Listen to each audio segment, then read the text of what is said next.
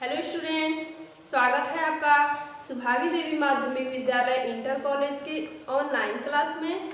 मैं आपको पढ़ा रही हूँ क्लास 9th में subject home science chapter 3 homeworks management गृह कार्य व्यवस्था। इस चैप्टर में आप गृह कार्य व्यवस्था के बारे में पढ़ रहे हैं। इसके पहले वीडियो में मैंने आपको कुछ टॉपिक्स बता दिए हैं और आपका जो अगला टॉपिक है वो है पारिवारिक आय। जो नेक्स्ट टॉपिक है वो है पारिवारिक आय, वो है पारिवारिक आय।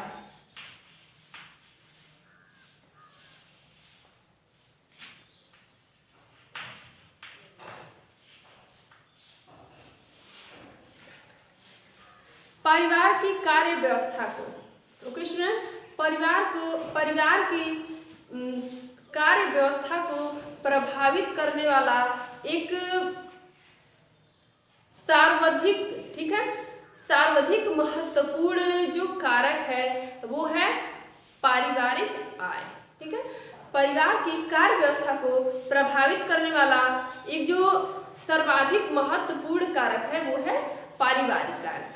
तो पारिवारिक आय निश्चित अवधि में कमाई जाने वाली धनराशि होती है। जो पारिवारिक आय होती है वो एक निश्चित अवधि में, एक निश्चित समय में कमाई जाने वाली क्या है, एक धनराशि है जो व्यक्ति के आर्थिक प्रयत्नों के फलस्वरूप प्राप्त होता है। जो पारिवारिक आय होता है यह एक निश्चित समय में कमाई जाने वाली एक राशि होता है जो व्यक्ति के उसके खुद के प्रयत्न से, ठीक है, खुद के प्रयत्न के फलस्वरूप जो होता है वो प्राप्त होता है। डियर फ्रेंड, आय दो प्रकार का होता है। एक होता है उपार्जित आय और दूसरा होता है अनुपार्जित आय। पहला है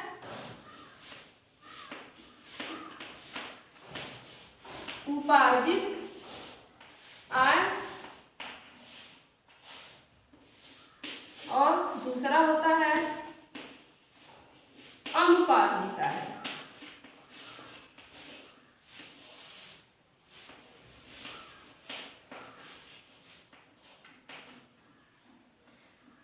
पहला है उपार्जित आय।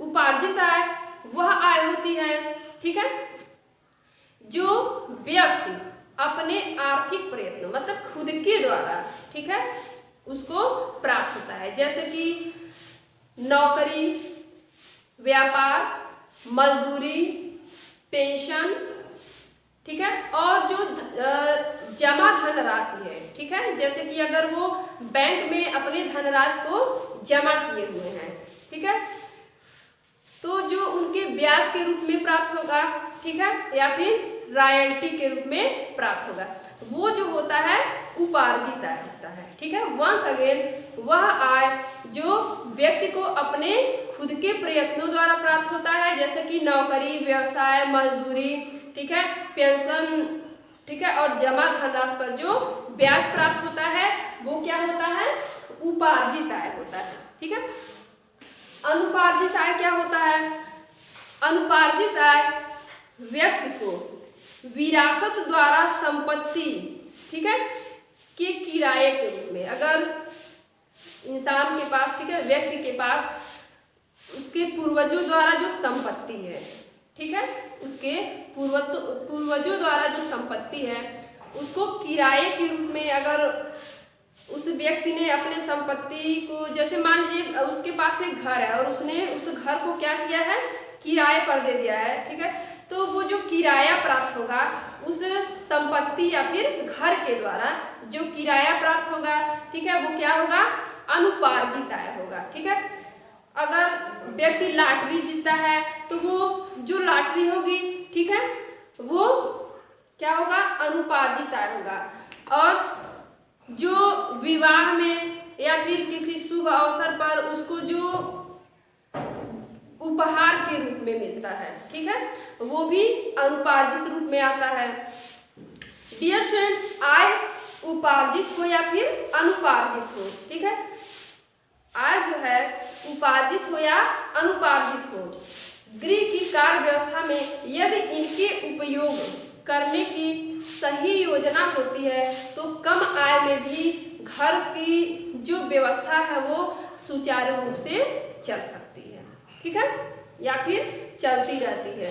किंतु इसी जगह यदि घर की जो गृहिणी है उनमें सूझबूझ की कमी होती है, ठीक है, तो कितनी भी अधिक आय हो, ठीक है, कितनी भी अधिक आय हो, घर की कार्य व्यवस्था और जो अर्थव्यवस्था है वो सही नहीं हो पाता है, ठीक है, और जो घर का सदस्य होता है वो क्या होते हैं, असंतुष्ट दिखाई देते हैं, ठीक है, वो क्या दिखाई देते हैं, असंतुष्ट दिखाई देते हैं, जिसके कारण घर का जो वातावरण होता है वो दुखित हो जाता है, ठीक है, और दुखी हो जाता है। अतः आय के सभी उपयोग के लिए गृहिणी के साथ साथ, ठीक है, जो आय प्राप्त हो रहा है, ठीक है, उसके सही उपयोग के लिए जो घर की गृहिणी हैं उनके साथ साथ परिवार में रहने वाले जो सदस्य हैं, ठीक है, जो सदस्य हैं, ठीक है, तो रहने वाले सदस्यों को भी उचित सहयोग करना चाहिए, किसका, घर के गृहिणी का। डियर फ्रेंड, गृह कार्य व्यवस्था को सुचारू रूप से चलाने के लिए पर्याप्त आय के साथ साथ परिवार के सदस्यों की कार्य क्षमता, सहयोग, सूझबूझ, अभिरुचि का भी बहुत ही महत्वपूर्ण प्रभाव पड़ता है। ये था उपार्जित आय और अनुपार्जित आय। अब है पारिवारिक आय के साधन। नेक्स्ट आपका जो टॉपिक है वो है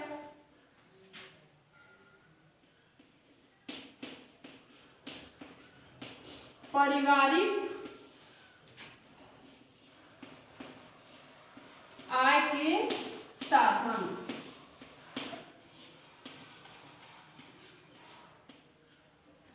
तो पारिवारिक आय के क्या क्या साधन हो सकते हैं, जैसे कि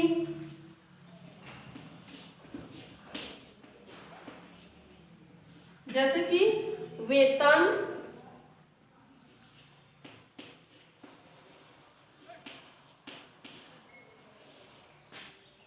मजदूरी,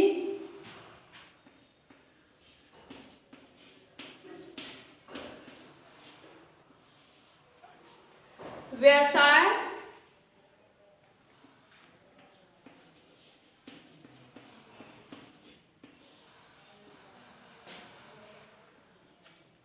ब्याज,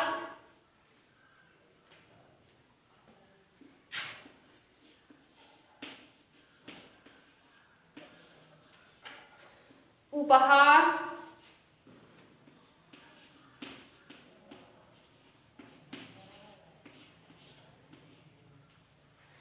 पेंशन,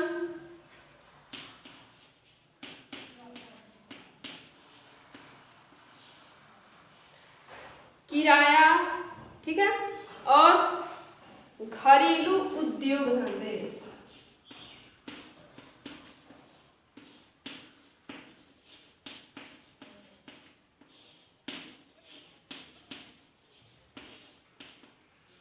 घरेलू उद्योग धंधे ये क्या है, पारिवारिक आय के साधन है। जैसे कि पहला है वेतन।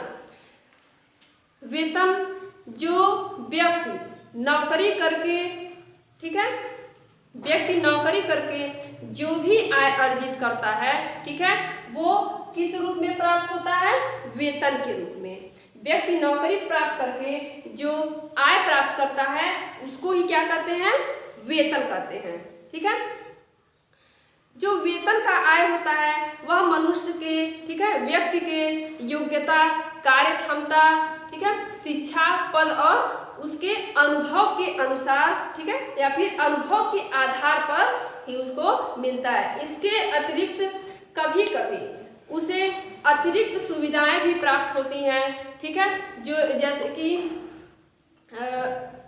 जैसे कि भत्ते के रूप में प्राप्त की जाती है, जैसे महंगाई भत्ता, मकान भत्ता, यात्रा भत्ता और अन्य भी। ठीक है। दूसरा है मजदूरी। मजदूरी जो शारीरिक श्रम करके, ठीक है, जो व्यक्ति को शारीरिक श्रम करके, जो अपने शरीर के द्वारा क्या करके, श्रम करके, मेहनत करके जो आय प्राप्त होता है व्यक्ति को, वही होता है मजदूरी। ठीक है, उसको ही क्या कहते हैं, मजदूरी कहते हैं। तो आय व्यक्ति की योग्यता, क्षमता और कार्यकुशलता पर निर्भर करती है। जो मजदूरी द्वारा प्राप्त आय होती है वह व्यक्ति के योग्यता, क्षमता और कार्यकुशलता के आधार पर क्या होती है, निर्भर होती है। डियर स्टूडेंट, जो मजदूरी होती है वो दैनिक, साप्ताहिक होती है। ठीक है, वो दैनिक, साप्ताहिक या फिर मासिक के रूप में भी क्या हो सकती है, मतलब मासिक के रूप में भी हो सकती है। मजदूरी की दरें कार्य तथा क्षेत्र के अनुसार ही होती है। कुछ कार्यों में अनुभव के आधार पर भी मजदूरी मिलती है। नेक्स्ट है व्यवसाय। डियर स्टूडेंट, कुछ परिवार में अपना व्यक्तिगत या फिर समझ लीजिए साझेदारी में व्यवसाय होता है। ठीक है, कुछ परिवार ऐसे होते हैं जो नौकरी और मजदूरी ना करके क्या करते हैं, व्यवसाय करते हैं। और वह व्यवसाय या तो व्यक्तिगत हो सकता है या फिर किसी के द्वारा साझा करके हो सकता है। जैसे कि कपड़े का व्यवसाय, कोयले का व्यवसाय, दूध की डेयरी, ठीक है, प्रिंटिंग प्रेस या फिर किताबों का व्यवसाय। ठीक है, मतलब वो किसी भी चीज का व्यवसाय हो सकता है। तो इन व्यवसाय के द्वारा जो मनुष्य परिवार और अपनी जीविका चलाने के लिए जो धन अर्जित करते हैं वही क्या होता है, व्यवसाय द्वारा ठीक है, प्राप्त आय होता है। नेक्स्ट है ब्याज। तो पारिवारिक आय से होने वाली बचत को, ठीक है, ब्याज क्या है, पारिवारिक आय से होने वाली बचत को बैंक या फिर डाकघर में लोग क्या करते हैं, पैसे को जमा कर देते हैं। तो उस धन पर जो बैंक और डाकघर के द्वारा जो ब्याज प्राप्त किया जाता है, ठीक है, वही ब्याज के द्वारा आय का साधन होता है। वही क्या होता है, ब्याज के द्वारा प्राप्त आय होता है।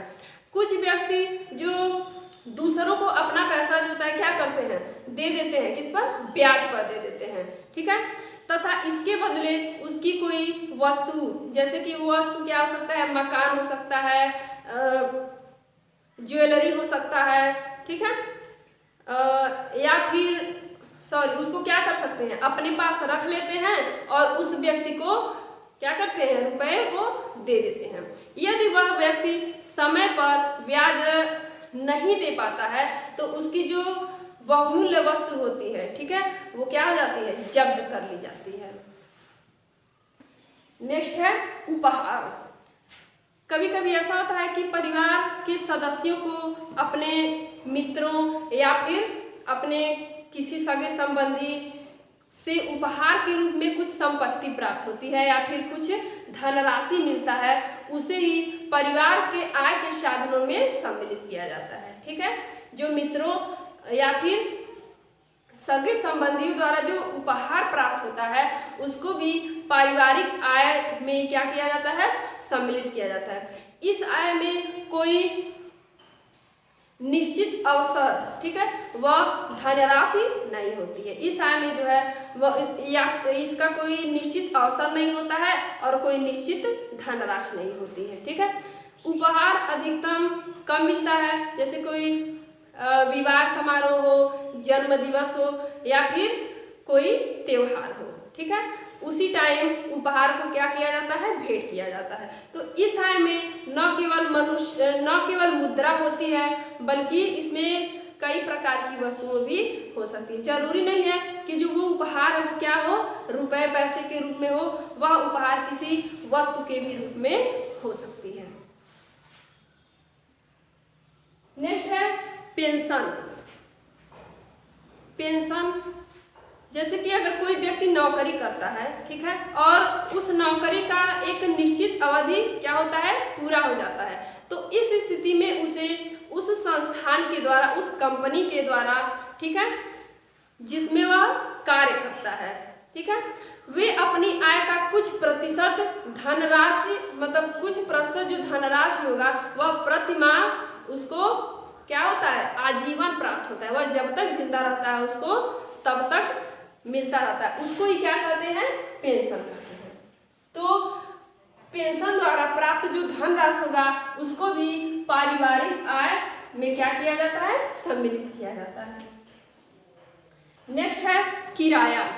जिन व्यक्तियों के पास मकान होता है, दुकान होता है, ठीक है, या फिर जमीन की संपत्ति होती है, वे उन्हें किराए पर क्या करते हैं, उठाकर, मतलब किराए पर दे देते हैं और अपनी आय का साधन क्या करते हैं, जुटा देते हैं। उनको अपने मकान द्वारा, दुकान द्वारा क्या मिल जाता है, धनराशि मिल जाता है। तो किराया प्रायः जो होता है वह मासिक रूप में ही लिया जाता है, ठीक है।